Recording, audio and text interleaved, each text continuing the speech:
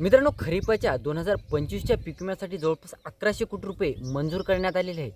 त्यात मित्रांनो जवळपास ज्या शेतकऱ्यांचं क्लेम कॅल्क्युलेशन पूर्ण झालेलं आहे आणि ज्या शेतकऱ्यांचं क्लेम कॅल्क्युलेशन अवेटेड दाखवत आहे, झिरो दाखवत आहे, अशा शेतकऱ्यांना कधीपर्यंत रकमा वितरित होतील आणि जे शेतकऱ्यांचं जे एल बेसमध्ये म्हणा किंवा ज्या शेतकऱ्यांच्या रकमा ह्या कमी दाखवल्या गेल्या आहेत, त्या शेतकऱ्यांच्या रकमा वाढतील का?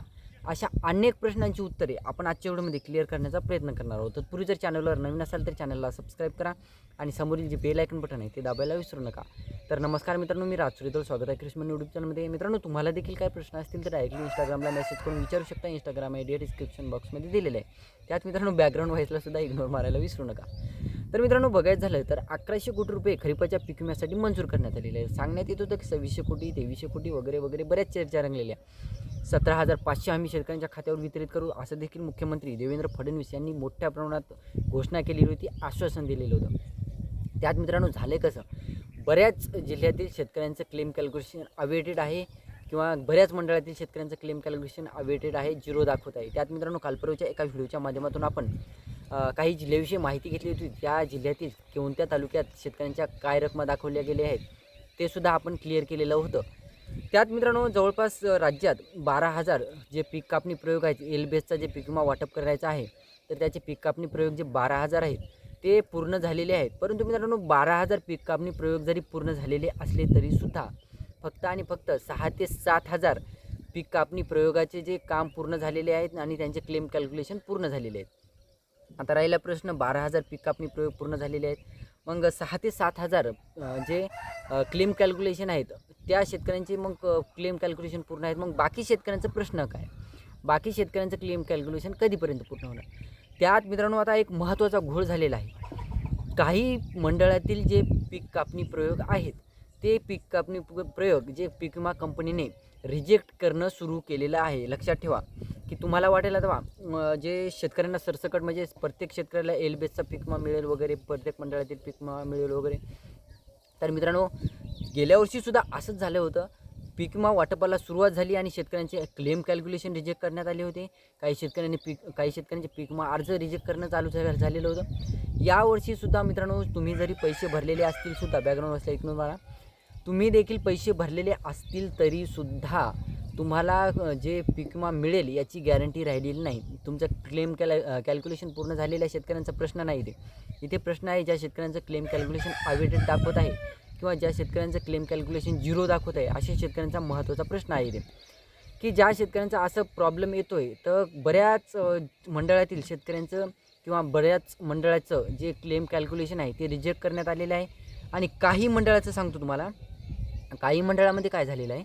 आता समजा बाजूच्या मंडळामध्ये, आता गेल्या वर्षीसुद्धा बाजूच्या शेतकऱ्याचं किंवा बाजूच्या गटामध्ये जे रकमा होत्या त्या वेगवेगळ्या शेतकऱ्यांच्या वेगवेगळ्या रकमा वितरित होणार होत्या. यावर्षीसुद्धा शेतकऱ्याचं तर नाही परंतु मंडळानुसार, आता काही मंडळातील, आता ज्या मंडळामध्ये पीक कापणी प्रयोग पूर्ण झालेले नाहीत किंवा ज्या मंडळातले पीक कापणी प्रयोग घेतलेले नाहीत, पूर्ण केलेले नाहीत, अशा मंडळाचे पीक कापणी प्रयोग जे बाजूच्या मंडळात जे पीक कापणी प्रयोगाचं जे रिझल्ट येईल त्या बेसिसवर ते तुमचं पीक कापणी प्रयोग हे कन्सिडर करणार आहेत. म्हणजे एकंदरीत तुमचं जर पीक कापणी प्रयोग झाला नसेल तर बाजूच्या मंडळाच्या, म्हणजे समजा बाजूच्या मंडळात जर 20% नुकसान झालेलं असेल तर तुमच्या मंडळात तिथं 17-18% नुकसान ग्राह्य धरण्यात येणार आहे, असं होणार आहे.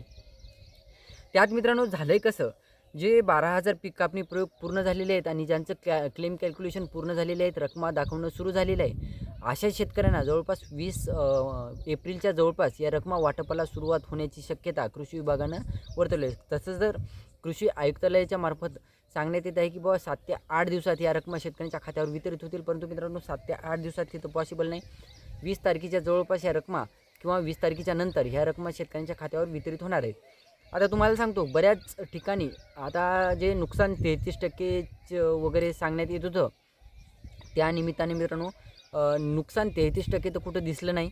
परंतु मित्रांनो 11 ते 16% दरम्यान बऱ्याच ठिकाणी जे नुकसान आहे ते ग्राह्य धरण्यात आलेले आहे. बऱ्याच मंडळात 11% पासून 16% हे नुकसान ग्राह्य धरण्यात आले. असे काही तुरळक मंडळ आहेत जिथे 20 ते 30% दरम्यान जे नुकसान आहे ते ग्राह्य धरण्यात आलेलं आहे. आता जिथे 11 ते 16% दरम्यान जिथं नुकसान ग्राह्य धरण्यात आलेलं आहे तिथे मित्रांनो शेतकऱ्यांच्या रकमा किती दाखवल्या गेल्या आहे सांगतो तुम्हाला. काही शेतकऱ्यांच्या 5,000, काही शेतकऱ्यांच्या 9,000, काही शेतकऱ्यांच्या 8,000 आणि काही शेतकऱ्यांच्या 10,000 ते 12,000 रकमा या दाखवल्या गेल्या आहेत काही ठिकाणी सांगतो तुम्हाला.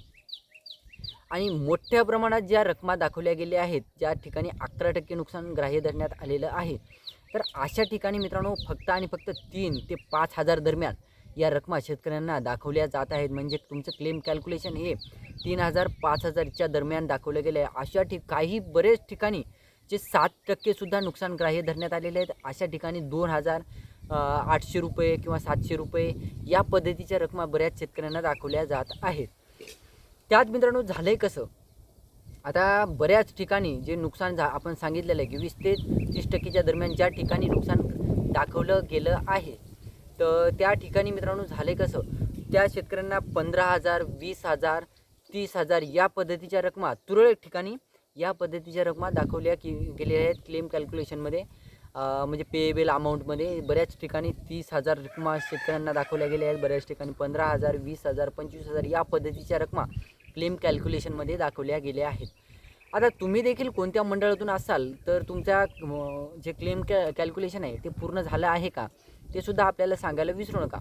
तर मित्रांनो झाले कसं, जे 6,000 पीक कापणी प्रयोगाचे क्लेम कॅल्क्युलेशन पूर्ण झालेले आहेत 6,000 ते 7,000 आणि ज्या बाकी जे 6,000 6,500 क्लेम कॅल्क्युलेशन बाकी आहेत ते अगोदर सांगितलेलं पण काही ठिकाणी रिजेक्ट करणं चालू आहे आणि काही ठिकाणी कमी अधिक प्रमाणात रकमा हे बाजूच्या मंडळातील नुकसानीवर ग्राह्य धरण्यात येणार आहेत, कन्सिडर करण्यात येत आहे.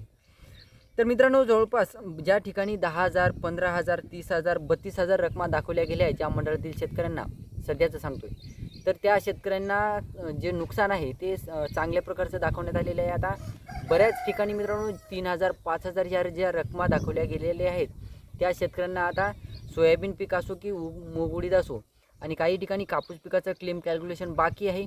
परंतु मित्रांनो कापूस पिकासाठी सुद्धा क्लेम कॅल्क्युलेशन जरी बाकी असलं काही ठिकाणी तरीसुद्धा जे रक्कम आहे ती शेतकऱ्यांच्या खात्यावर रक्कम चांगल्या प्रकारची वितरित होईल याची काहीही गॅरंटी नाही.